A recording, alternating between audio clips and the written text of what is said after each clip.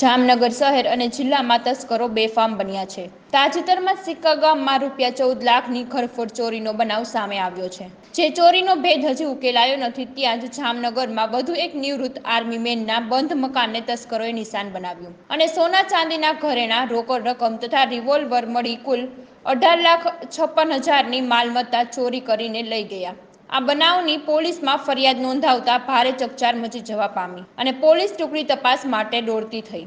આ ઉપરાંત ચોરીનો ભેદ ઉકેલવા માટે FSL અને ડોગ સ્ક્વોડ વગેરેની પણ મદદ લેવામાં આવી રહી છે।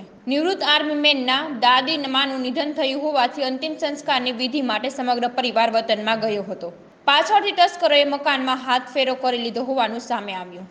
જામનગરના સિટી સી પોલીસ સ્ટેશન વિસ્તારમાં આવેલ બાલાજી પાર્કમાં એક નિવૃત્ત આર્મી મેનના ઘરે કે જે છેલ્લા ઘણા સમયથી પોતાના વતન ઉત્તર પ્રદેશ ગયેલા હતા, તે આશરે તારીખ 17/4/2024ના રોજથી મકાન બંધ હોય, વચ્ચે એમના જે મિત્ર હતા, પાર્ટનર છે, એ એમના ઘરે આવીને ચેક કરતા હતા, પરંતુ લાસ્ટમાં એ લોકો 29/4/2024ના રોજ એકવાર ઘરે ચેક કરેલું, ત્યાં સુધી ઘર સહી સલામત હતું।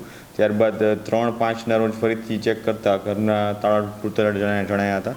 ત્યારબાદ જે મૂળ મકાનના માલિક છે, નિવૃત્ત આર્મીમેન છે, ઉત્તર પ્રદેશ એમના વતનથી પરત ફરેલ અને તેમણે ઘરનો બધો સામાન ચેક કરતા આશરે 13,68,000 જેટલી રોકડ રકમ તેમજ સોનાના દાગીના 1,35,000 કિંમતના તથા ચાંદીની સિક્કા તેમજ ચાંદીની વસ્તુઓ કુલ 3 લાખ આશરે કિંમતની તેમજ તેમના પરવાનાવાળી એક હથિયાર એટલે કે .32 કેલિબરની પિસ્ટલ અને 30 રાઉન્ડ આટલી વસ્તુઓ તેમના ઘરમાંથી ચોરી થયેલું જાણવા મળેલ હતું।